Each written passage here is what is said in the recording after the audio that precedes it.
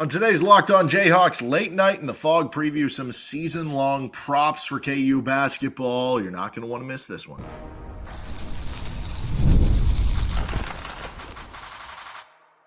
You are Locked On Jayhawks, your daily podcast on the Kansas Jayhawks. Part of the Locked On Podcast Network, your team every day.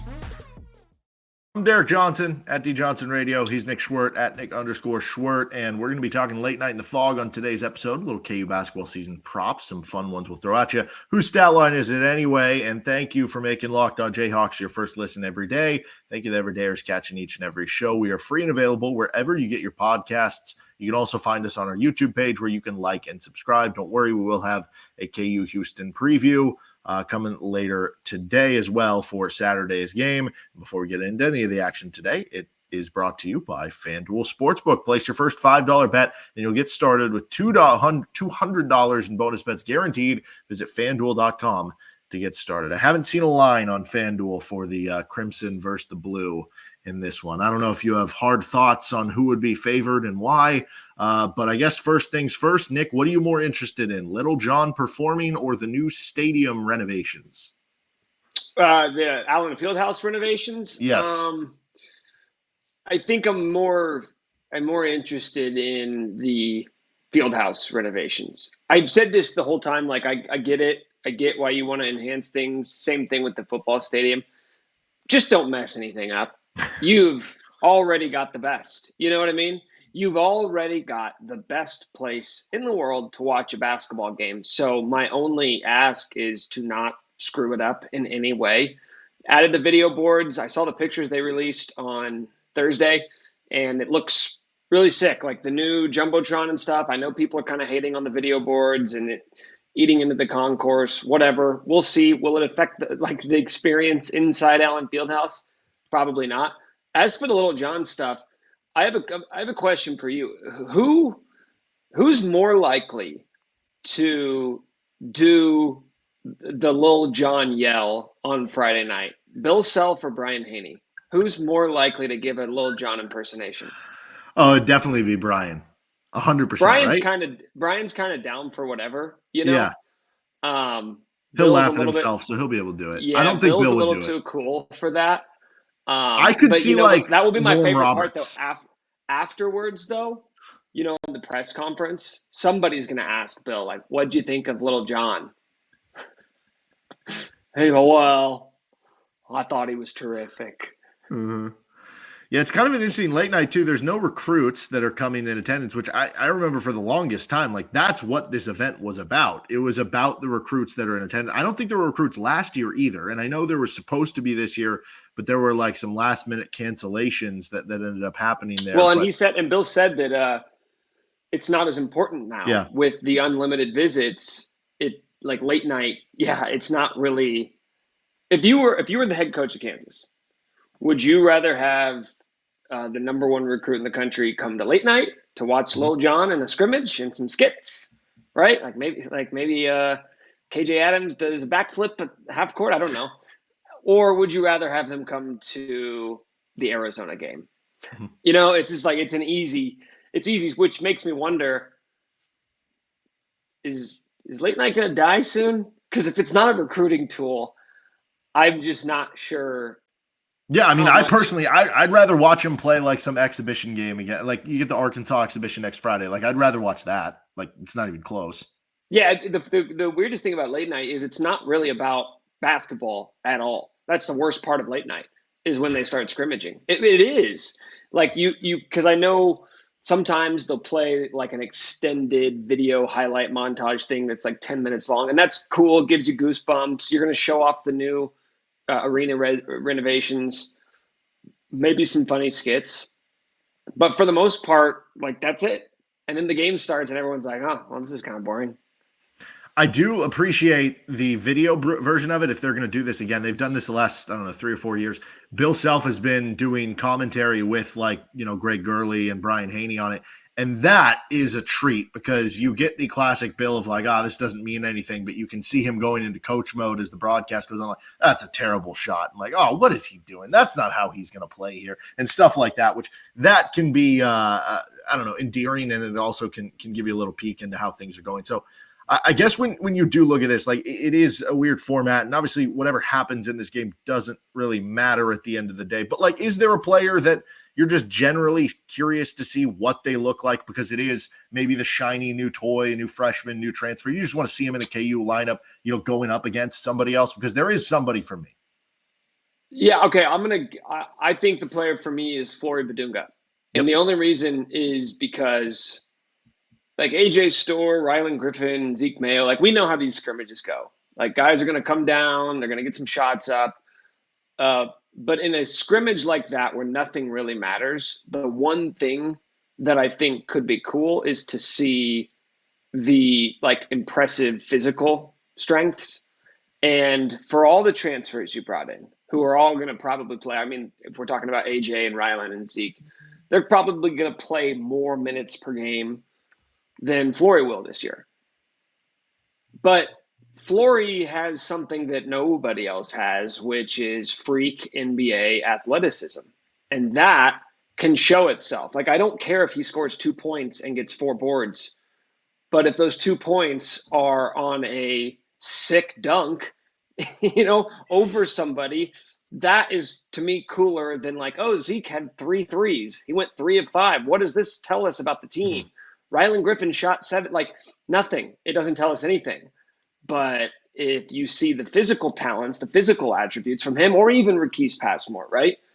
You see that, then you could say, okay, that may not mean anything right now. It may not mean anything in November or December, but like the more you want to zoom out on your scope of like, when will this matter, the more interesting it gets. And those guys are, at least from a talent perspective, probably 1 and 2 on this team, just in terms of like, yeah, they're going to go play in the NBA someday. Yeah, and like you can watch highlight videos or past games of all the transfers they brought in. You know what they have in the returning guys. You've heard some good things about Rakis Passmore. You've heard some good things about Flory Badunga, but we've never actually seen it. And so those would be the two that I definitely do. And I think, too, with Flory, I say this all the time for, like, spring games specifically. If somebody has a big game in a spring game, like let's say the receiving core goes off. You're sitting there going, oh, wow, the receivers look good. But because you're scrimmaging yourself, you're like, are we sure the receivers are good, or is it just the corners were that bad? You know what I mean? Like, yeah, the beauty of Flory in this matchup is that in theory, I'd imagine he's going to be going up against Hunter Dickinson for a lot of possessions. And I don't know how serious Hunter's going to take this. I know he didn't really take it very seriously last year. So that kind of, grain of salt with how that works out. But if Flory looks good scrimmaging against Hunter Dickinson, then it maybe gives you a little bit more hype because you have a known commodity he's going up against. Well, to me, it's like, I'm going to coin this right now. I'm inventing something right now as we talk about this. We're calling it the TikTok test. Oh, don't get sued at all. Would this go viral on TikTok? Right? That's the lens for which I'm viewing everything on late night. Somebody putting up a double-double is not going viral. Like Rylan Griffin getting 10 points and 10 rebounds and be like, whoa, wait a minute. Is this guy going to be a good rebounder? I don't care. Don't talk to me. I'm telling you right now, if he gets 10 rebounds, if anybody gets 10 rebounds and you ask me about it next week, I'm going to be mad. But like Flory Badunga breakaway dunk between the legs from the free throw line, that gets 10 million views on TikTok. That's the TikTok test. That's what I care about. Snoop Dogg bringing out stripper poles, that goes viral on TikTok, right? So that is what I care about for late night. Will the masses gobble this up? Is this great content for everyone, or is it just like a cool little thing that we're going to talk about? Well, this one doesn't pass the TikTok test, but what would you be more interested in? That crazy dunk by Flory Badunga or KJ Adams going 3 of 3 from 3-point range? Dude, this is actually it. This is what you're going to do to me next week. KJ is going to take a 3. Like the over-under. Like a corner 3 or something, yeah. A 3-point attempts is going to be 0.5.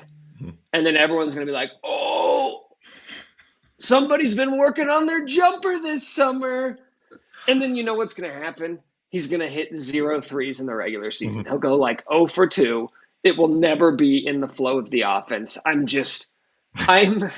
I'm refusing to even consider the idea that KJ Adams is going to be able to like stretch the floor to 22 feet. It's not happening. But he will take a shot. He will take a three, and if he makes it, I'm actually going to be mad. I'm going to be mad only because it's now going to start a conversation about like, can KJ stretch the floor now? Yeah, I think he took a couple in that like Bahamas trip that they had, or Dominican Republic trip they had last year. I think he took like 2 or 3 of them. And I think he might have made one, but that's the only time he's allowed. That's the only. Yes. There are two occasions when he's allowed to take threes. Anytime KU leaves the contiguous United States, so they can go to Hawaii. If they go to any island, he's allowed to shoot a 3, or if it's late night, he's allowed to shoot a 3. But that's it. Especially senior year. Yeah. All right. Let's continue on. I got some fun season prop bets. Let's get to that next.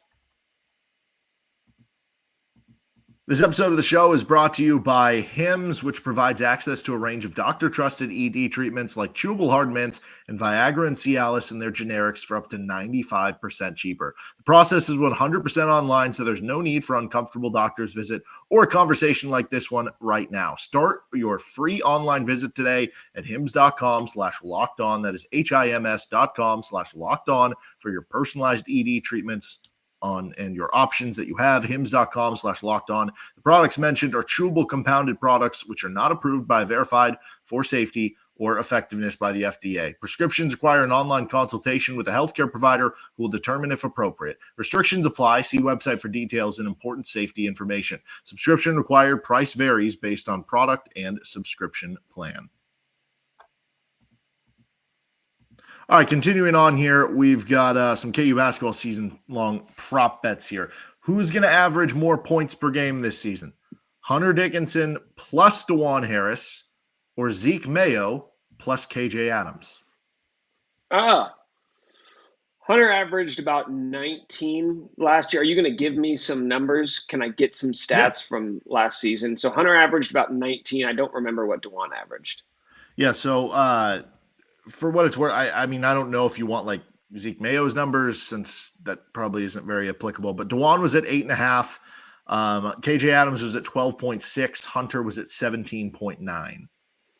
Okay, so 18 plus 8.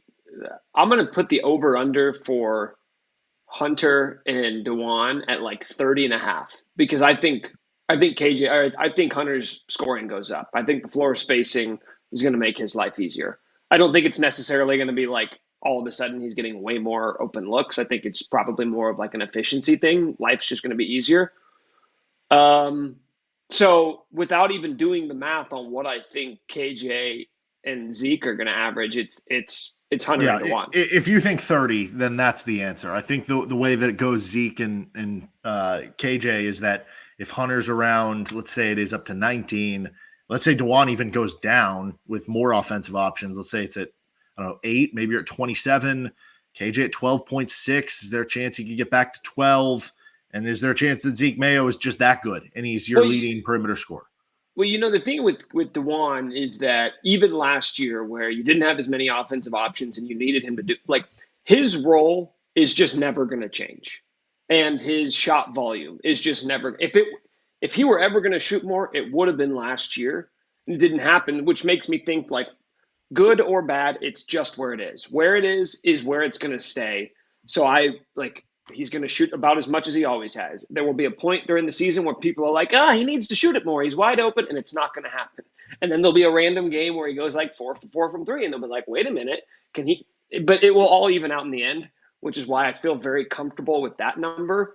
And I just don't see any way those other guys get to that.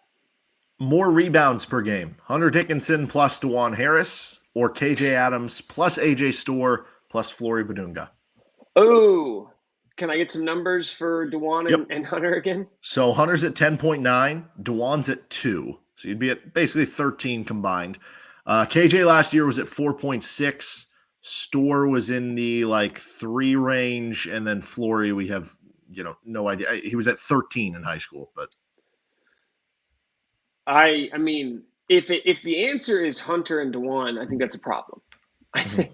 And not even going off, what did they do? That doesn't matter anymore. It's like, no, AJ Storr, you're 6'7", so you can rebound.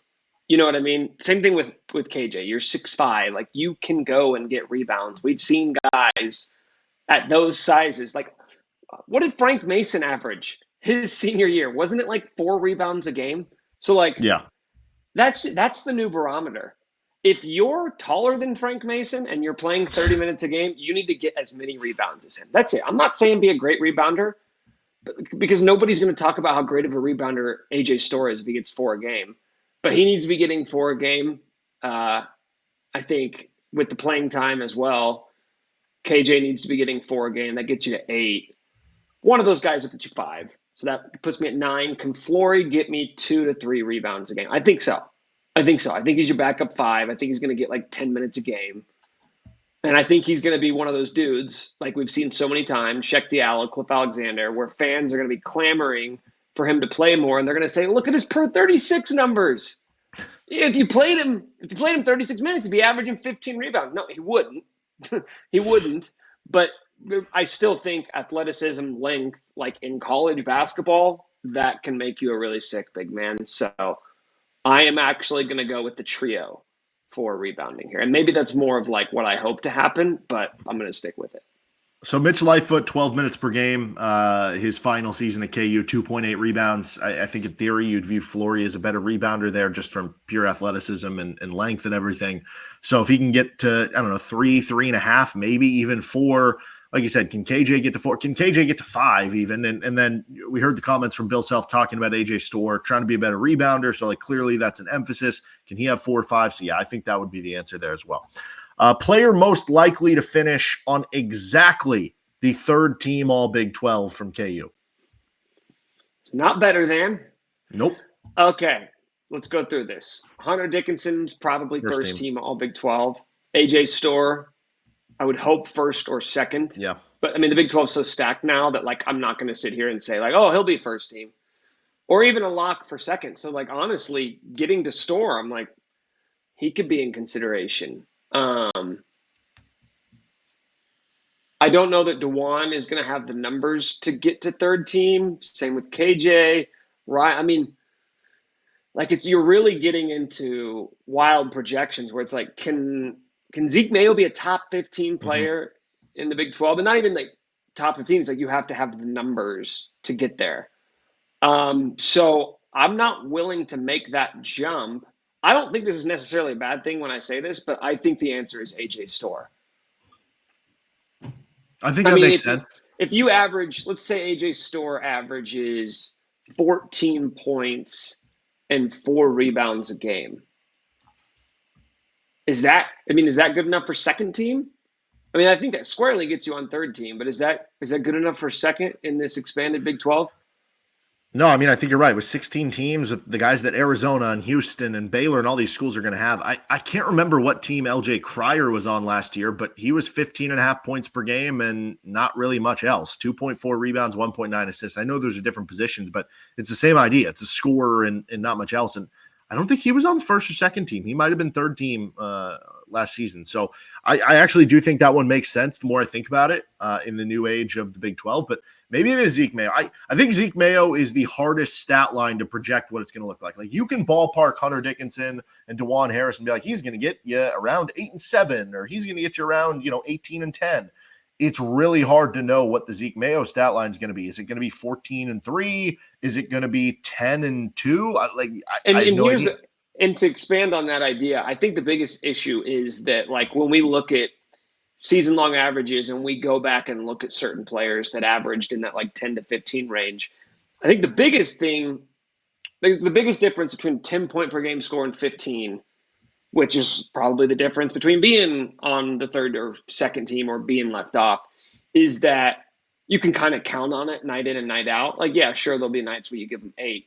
But with Zeke, I'm not willing to say like, yeah, he's going to be so consistent. He's never going to disappear, because how often do we see that happen? It is going to happen for wing players, for perimeter players at Kansas under Bill Self, where unless you're that next level talent where you can go and shot hunt and find it on nights where teams are guarding you or accounting for you in ways that you're not normally getting it, there are going to be nights where you're taken out of the game. And like, yeah, I do think Zeke can score 20 in a given night. I also think there might be games where he scores 4 or 5 and we're like, what did he do tonight? which we've just seen so many times. It's not a knock. I think it's just more so the reality. All right, last one here. Player on the current roster most likely to have their jersey in the Allen Fieldhouse rafters after their career ends. Who? Well, Hunter Dickinson goes first team All-American. He's getting on. He's the favorite for the Wooden Award. If he wins National Player of the Year, but yeah, I mean, if first team All-American, if he has a first and a second. Let's imagine this, though. Let's say Hunter doesn't go first team All-American. Mm-hmm. Let's say he's second team, right? Still a great season. But let's say KU wins the national championship. Dajuan Harris, 2 rings as a starting point guard. He would be the only KU player, I believe, with 2 NCAA championships. It would be. I mean, you have to at least consider it, right? Because it's weird. He is not going to be on the short list of greatest point guards in KU basketball history. Mm-hmm. I think what makes it tough is like Aaron Miles isn't in there. You know what I mean? And Aaron Miles is that same type of like pass first, get the assist. But this is universal for any like successful sports organization or program. All we care about are rings. All we care about are rings. We are chasing history. We want to be the best program ever, right? We don't just want to say, oh, another. Like, the rings are what is important. And if Dajuan left with 2 rings as a starting point guard, I don't know, man. I'm not willing to say, like, yeah, you put him in there. But I bet you Bill Self might be pretty eager to put him up. No, it really is. And I mean, he could end up, if they win the national title, maybe that's enough games for Dajuan to break Aaron Miles' assist record in the Big 12 and at Kansas. He certainly would be on pace to finish second. But it's one of those 2, right? Unless you're like ready to say Marquise Passmore is going to stick around for 4 years. Yeah, I mean, what if Flory Badunga is like, solid this year and then next year when Hunter Dickinson's gone, like Flory's Big 12 Player of the Year? I don't know. But it's a lot of projection. I feel more confident about Dajuan in that scenario than I would like projecting a freshman I've never seen play. Okay, what about AJ Storr or Rylan Griffin? Because both guys hypothetically could have 2 years at Kansas. Nah. No? Nah. Are there any 2-year players currently in the rafters? I mean, we were just talking about Hunter Dickinson. Right, but like Hunter, it's easy for me to imagine him being a National Player of the Year. Right. I mean, production-wise, like Thomas Robinson, he was 3 years, but realistically, like the production was pretty much 1 year of being a starter. So like that's not 2 years. No, it doesn't. It's still 3 years. It's just throwing names out there. Gosh, I don't know. That's a good question. Will Chamberlain. I think Will. So be as good as Will Chamberlain, and you'll make it. You want to be a top 10 player in the history of the sport, and you'll have a shot. You're fine. Yeah, it's not that hard. All right, let's get on to whose stat line is it anyway. This is Locked On Jayhawks.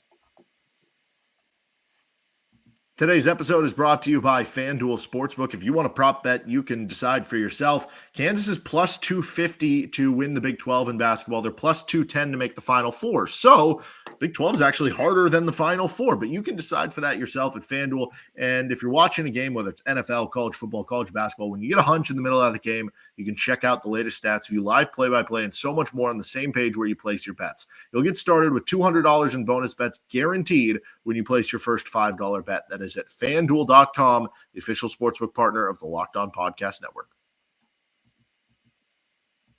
Finishing things up on this episode of the show with a little whose stat line is. Anyway, let's go back to late night in the Phog, which is happening tonight. I asked you this same question last year, and now I'm going to re-up it this year with the new version. Who was KU's leading point scorer during last year's late night in the Phog?